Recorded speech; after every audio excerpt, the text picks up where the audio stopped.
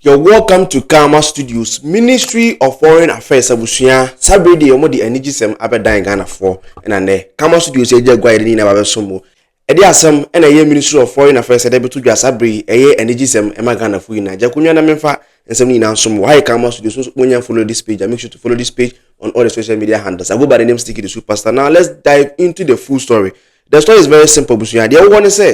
say ye bano ye passport application na enkaneno na 100 Ghana cedis and the former government omo free so no abusuya omo etimi raise the price from 100 cedis edeko 200 cedis and 500 cedis and 800 cedis and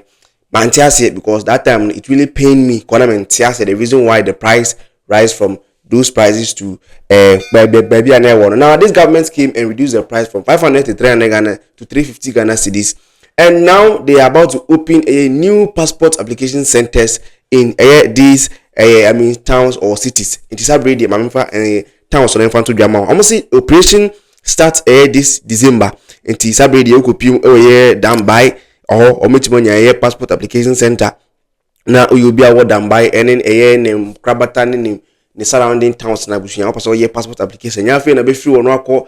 baby foforo akọ ye da bi sabe de odi wani chim we dan baya onsa ebitima kan de na fe so daman go sport so mo betima nya passport application center and so this December ya omo wa bia no amamo e na afi ahafo abusuya enke ya me say all the 16 regions no obi biara babanya ne passport application center na on free original woman ko different region because when you look at some of the regions abusuya they suffer traveling to different regions to go do their passport and go do their stuff at the passport application centers no buseto da na ha dwen dodo and transportation na ha dwen akwanye na wo san SN focus na call long distance akwakoye your passport application center and also nyina woje oboko no se twakwan e ba wasansa akwache ba na se ha dwen so sabre de ahafofo monsa tima kamo de wo ye goso and Raf TV and then abusu ko no bibiara for the ninche mo goso this December o metima bi nimse Raf ebe coverage e ama ye goso fu nyina na Facebook opiem so na legu abusuya na legu for so enso bitima komode so you be a wo na legu ene ne krabata na say ni krase ne surroundings a won so betimi akoye na legu na watimi akobi so latest by January de na bibia operation a ewo ho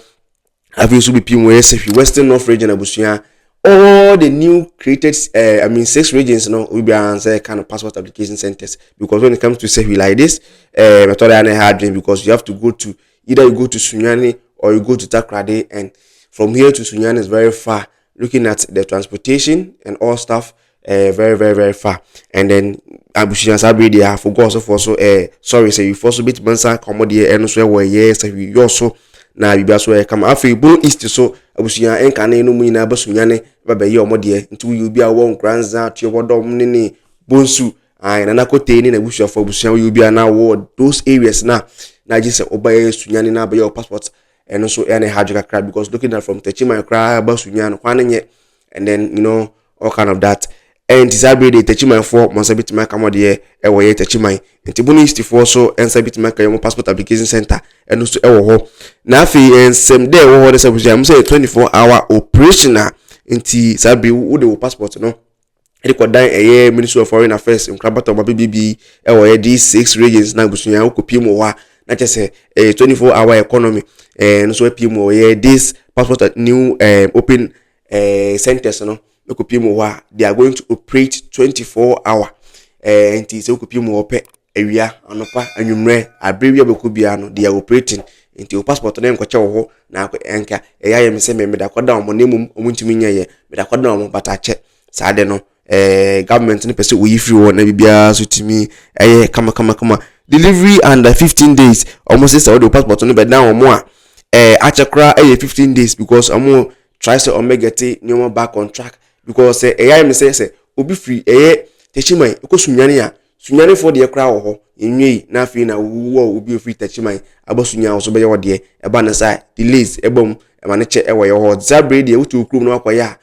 Techima for ene echebodom nkranzan ne ekeka ho no omo ene baba be ye no we Techima ho eba na sai be ma akontentem because o men anopa wi anwumre na adwunyina na mo gusu ugbo adwuma enti se wo de koda mo pe sisi ya no mo ya wi within 15 days now say kan wade enti almost within 15 days na just say on site ma ka dey na reduce application fees and any no correct